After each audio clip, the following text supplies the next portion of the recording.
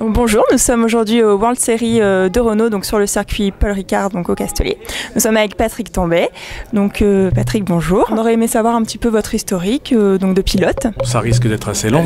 Premier pilote Renault Elf du circuit Paul Ricard, 2 saisons avec Renault, ensuite deux années en Formule 1 en 84 et 85 avec Renault en Formule 1, et j'ai fait ma carrière en démarrant d'ici. Ensuite Formule Renault 2 ans, Formule 2 3 ans et Formule 1 presque une dizaine d'années, Can-Am pendant 2 ans. J'ai roulé pour McLaren, Renault et Ferrari. J'ai gagné 2 grands prix, une vingtaine de podiums, des Paris-Dakar. Voilà, une passion depuis 40 ans indéfectible. Ça aurait pu en 84 être formidable, mais on a eu quelques soucis de gestion de la réglementation sur le plan de la consommation d'essence. Mais une belle période de ma vie. En pole position au Grand Prix de France en 84 avec la Renault, je termine 2e. C'était le temps fort de ma carrière avec Renault.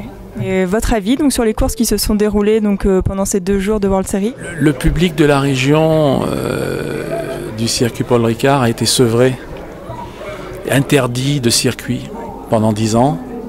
Et aujourd'hui, grâce à cette nouvelle politique, grâce au World Series et le concept des portes ouvertes de World Series, ce public a retrouvé, je crois, le chemin du circuit Paul Ricard.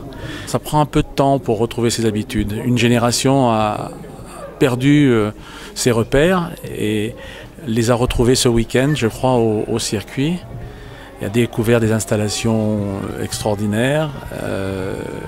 La politique de porte ouverte a cela de bon que tout le monde a pu se déplacer sur l'ensemble du site et se rendre compte que bien c'était un merveilleux circuit Paul Ricard. Bien sûr, il n'est plus ce qu'il était il y a 40 ans, mais il est prêt, il est totalement prêt. La démonstration est faite aujourd'hui qu'il est prêt à accueillir un Grand Prix de Formule 1, un Grand Prix de Formule 1 qui manque beaucoup à notre pays.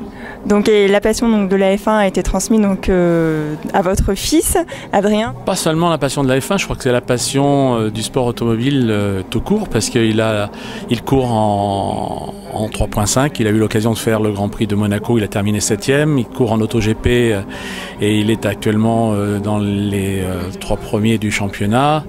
Il a couru sur le trophée Andros cet hiver, il a gagné une des manches et il est le plus jeune vainqueur d'une manche du trophée Andros.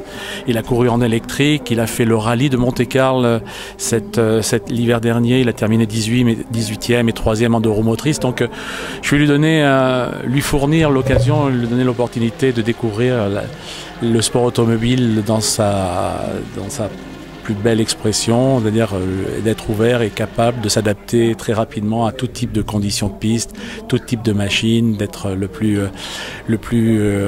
capable de s'adapter donc à tout ça. Donc c'est lui qui est la locomotive de la famille, c'est lui qui motive tout le monde, il nous tire en avant, on ne pourra pas le faire le travail pour lui, donc c'est à lui de faire démonstration de sa volonté, de sa détermination, sa pugnacité, son appétit à être le meilleur et à y parvenir. Enfin, il est passionné.